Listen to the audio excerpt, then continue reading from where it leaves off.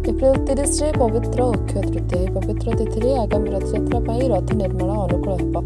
अक्षय तृतीया अवसर में श्रीक्षेत्र में आरंभ होगा जाऊँगी चंदन यात्रा। वर्ष तमाम नरेंद्र पुष्करणी में बुड़ी रही नंदा भद्रा और बैजयंत्री नामक डंगा को नरेंद्र पुष्करणी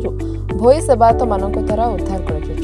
शास्त्र मुताबक प्रतिवर्ष महाप्रभुंकर चंदन यात्रा सरिबा परे अथवा हलदी पानी परदिन समस्त 5टी चाप डंगा को भंगा जाई भोई सेवायत मान द्वारा नरेंद्र पुष्करणी भितर बुलाई दि जाए। चैत्र पूर्णमी में उद्धार कर मरामती अक्षय तृतीया ठारू दीर्घ 21 दिन व्यापी आरंभ होगा चंदन यात्रा पुनः प्रस्तुत कर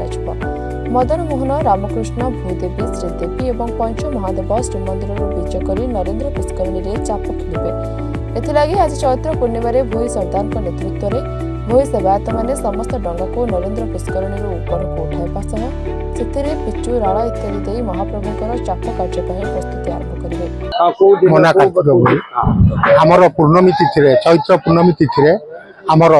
चापनाहा पानी जो नरेंद्र पुष्करणी मध्य बुड़ीकी थाए ताको आमे बाहर करूँ भोई सेवक मैंने मिसी काढ़ू काढ़ी सारा पर रखू ऊपर रखी सारा पर सफा करूँ सफा सरला तादेह पिचु राड़ ये सब रंधा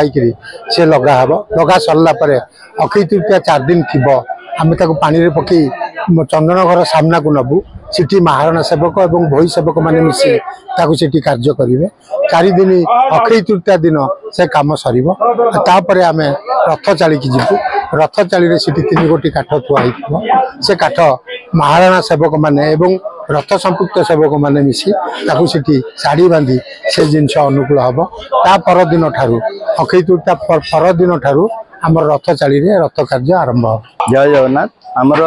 चंदन यात्रा प्रस्तुति कार्य आरंभ होला जोटा कि चैत्र पुण्य आमर 5 गोटी नाहा बुड़ी रही थाए जोटा कि नंदा भद्रा और बैजयंती नाहा आज आम पुण्य तिथि परंपरा मुताबक आम भोई सेवक मैंने ऊपर को काढ़ी था ऊपर काढ़ी सारिया आमर पिचुराल इत्यादि मरामती कार्य कराए मरामती हो सारिया आपर 10 महाराणा एवं आम भोई सेवक मैंने मिसी नंदा भद्रार कार्य आरंभ कर जोटा कि अक्षय तृतीया चंदन यात्रा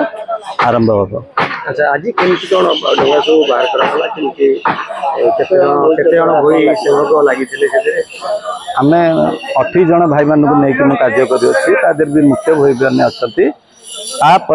जोटा कि डेरा जीव टंका आम डेरबू डेरी सारा आमर 2-3 दिन सुखी सारा मरामती कार्य जो पिचुराल इत्यादि मरा आमर नंदा भद्रा कार्य आरंभ कर जोटा कि चंदन यात्रा प्रस्तुति कार्य आरंभ है। ये आज पवित्र चैत्र पूर्णिमा यही दिन आमर परंपरा मुताबक नरेंद्र पुष्करणी 5 गोटी डंगा पानी कढ़ा जाए आमर चंदन यात्रा 4 दिन पूर्वर यही चाप निर्माण कार्य आरंभ हो पूर्व या सफासफी कर रंग चित्र इत्यादि कर आमर अक्षय तृतीया दिन महाप्रभुंकर चंदन यात्रा आरंभ हो। आज केते कौन ये आमर जो सेवायत लगी भोई सेवायत लगी उठाऊँ पानी कढ़ा गला मरामती कार्य आरंभ हो। भीतर मान 3 चाप डंगा बाहर कर जाए 5 गोटी करा बैजयंती नाहा और नंदा भद्रा ये 4 गोटी रथयात्रा आरंभ हाँ छामुड़िया आरंभ हम रथयात्रा तो काठ आसीगला अवशिष्ट काठ पर्यायक्रम आसो महाप्रभु रथ निर्माण कार्य अक्षय तृतीया आरंभ कर। Puri Sanjay Mahapatra report reporters today.